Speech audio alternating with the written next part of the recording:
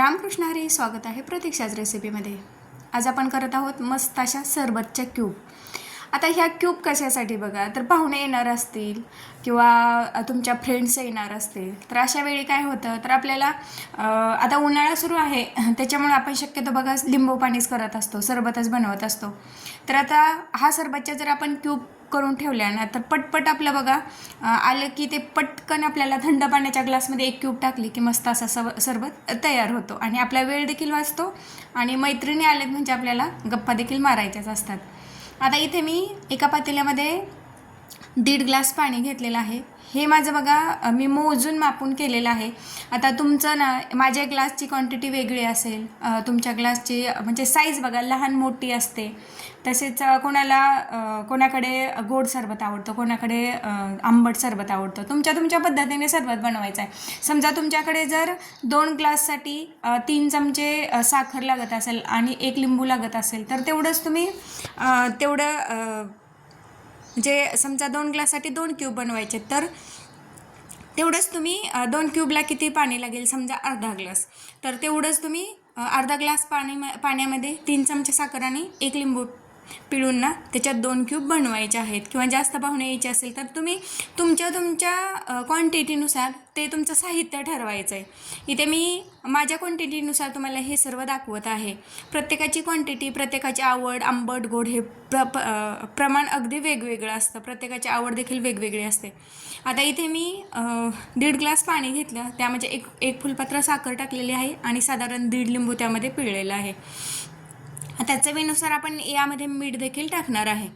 आता लिंबू पिळताना ना मी काय केलं, अगदी गाळणीचा वगैरे बिलकुल वापर केलेला नाही.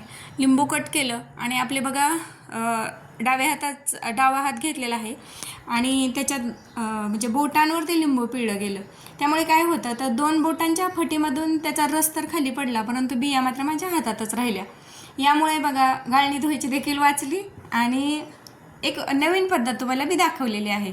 आता ते व्यवस्थित असं ढवळून घ्यायचं आहे. पूर्णपणे साखर विरघळेल याची काळजी घ्यायची. मीठ देखील आपण टाकलेलं आहे, ते देखील पूर्ण विरघळलेलं आहे.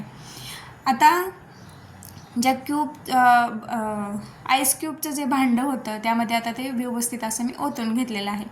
आता हे ओतल्यानंतर ना साधारण 12 तास तरी त्याला क्यूब व्हायला वेळ लागतो. म्हणजे त्यामध्ये लिंबू आणि साखरेचं प्रमाण जास्त असतं आणि पाण्याचं प्रमाण फार कमी आहे. तुम्ही फक्त पाणी ठेवलं ना तर त्याच्या क्यूब बनायला जास्त काही वेळ लागत नाही, परंतु असं केलं ना तर त्याच्या क्यूब बनायला ना थोडासा आईस क्यूब बनायला थोडासा वेळ लागतो. बघा इथे मी सर्व अशा आईस क्यूबमध्ये ना ते ओतून घेतलेलं आहे लिंबू सरबत आणि आता ते बनवायला ठेवत आहे. आता जर संध्याकाळी पाहुणे यायचे असतील, साधारण तुमच्याकडे 4 वाजता पाहुणे येणार असतील ना तर ही अगदी सकाळी प्रोसेस करून घ्यायची. त्यामुळे काय होतं, तर ते आपल्याला देखील टेन्शन राहत नाही त्याच्या क्यूब बनतायत की नाही आणि झटपट असा आपला सरबत देखील तयार होतो. इथे बघा मी हे सकाळी साधारण 6:30 वाजता मी तयार केलेलं होतं. आता हे माझ्याकडे पाहुणे आलेले आहेत आणि आता वाजलेले आहेत दुपारचे 4:30. आता इथे मी तुम्हाला दाखवते.